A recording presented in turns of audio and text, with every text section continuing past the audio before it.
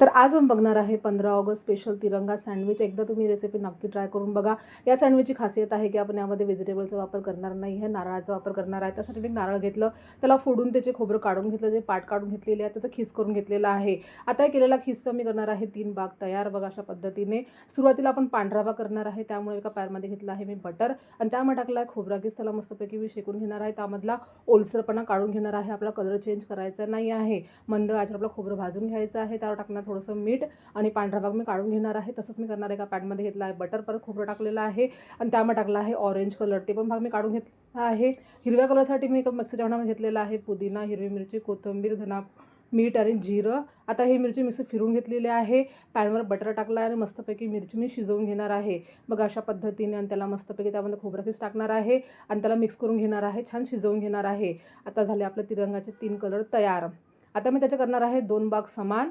एका ब्रेडवर एक ब्रेड घेणार आहे, त्यावर टाकणार आहे ऑरेंज कलरचा खोबरा खीस। त्यावर मी परत एक ब्रेड ठेवणार आहे, त्यावर टाकणार आहे मी पांढऱ्या कलरचा खोबरा खीस। आता परत एक ब्रेड ठेवून त्यावर ठेवणार आहे मी हिरव्या कलरचा खोबरा खीस बघा।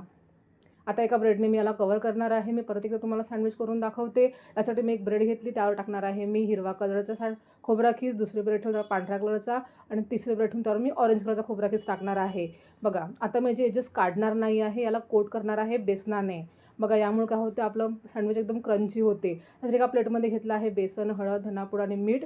थोडंसं पाणी टाकून मी घट्टसर भिजवून घेतलेलं आहे आणि त्याचे एजेस मस्तपैकी मी असे पातळ पातळ कोट करून घेणार आहे बघा।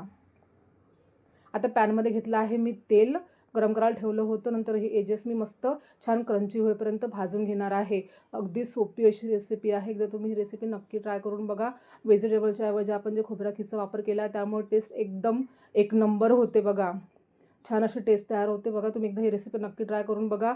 आणि विशेष म्हणजे ही रेसिपी मी शिकलेली आहे माझ्या होम सायन्सच्या क्लासमध्ये। जेव्हा मी स्कूल 11वी-12वीला होती, तेव्हा आम्हाला होम सायन्स होतं, तर होम सायन्समध्ये ही रेसिपी शिकवली होती। मला ते आज आठवले म्हणून मी केलेली आहे।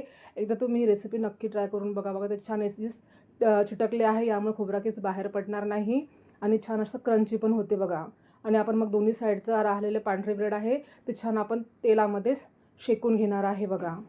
छान कलर चेंज करायचा आहे, वरून मस्त क्रंची, आतून एकदम नरम अशी सँडविच तयार होते। एकदा तुम्ही रेसिपी नक्की ट्राय करून बघा आणि खोबरा खीसची टेस्ट तर खूप छान लागते बघा। आपलं सँडविच तयार झालेलं आहे, अशाच पद्धतीने मी केलेलं आहे दुसरं सँडविच तयार बघा।